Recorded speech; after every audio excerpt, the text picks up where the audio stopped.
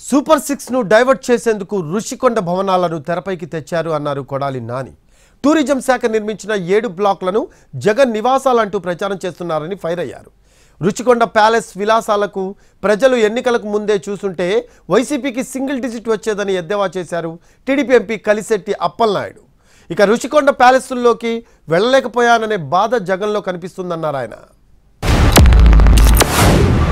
Tourism ప్లేస్లో అంతర్జాతీయ సంస్థలు కానీ వ్యక్తులు కానీ వచ్చినప్పుడు అక్కడ ఒక విధి ఉండాలని చెప్పి ఒక మంచి భవనాన్ని నిర్మిస్తే 7 బిల్డింగ్లు అయ్యి, ఒక బిల్డింగ్ కాదు 7 బిల్డింగుల్లో జగన్మోహన్ రెడ్డి గారు ఉండరు. 7 బిల్డింగులు కట్టారు. ఆ 7 బిల్డింగుల్లో 7 బ్లాకుల్ని చూపించేది జగన్మోహన్ రెడ్డి గారు 450 కోట్ల రూపాయలు పెట్టి ఇల్లు కట్టుకున్నారని చెప్పి ఈ దుర్మార్గమైనటువంటి ప్రచారం చేస్తున్నారు.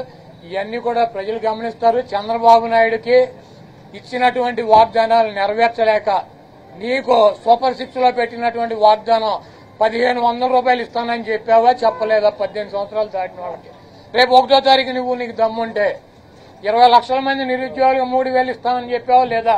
దాని గురించి చెప్పండి. నువ్వు దొంగ వాగ్దానాలు చేసి అధికారంలోకి వచ్చావు. నువ్వు దాని గురించి మాట్లాడండి ముందు. ఈరోజు మన దేశంలో సరిపడినటువంటి సామగ్రి ఏదైతే ఉందో విదేశాలు కూడా తెప్పించి మీరు టైల్స్తో సహా గ్రానైట్తో సహా ఏర్పాటు చేశారు. ఈరోజు ఏ ఇండికేషన్ ఇచ్చారు రాష్ట్రానికి? ఈరోజు అలాంటి ప్యాలెస్లో నేను పరిపాలన చేయలేకపోతున్నాను బాధ, లేదంటే నీ తాడేపల్లి ప్యాలెస్ ముందు సామాన్యులు సైకిల్ దొక్కుని వెళ్తుంటే ఆవేదన, ఇవన్నీ కలబోసి ఈరోజు మీ మాటలు కనిపిస్తున్నాయి. మీ మాటలు నమ్మే పరిస్థితిలో జనం లేరు.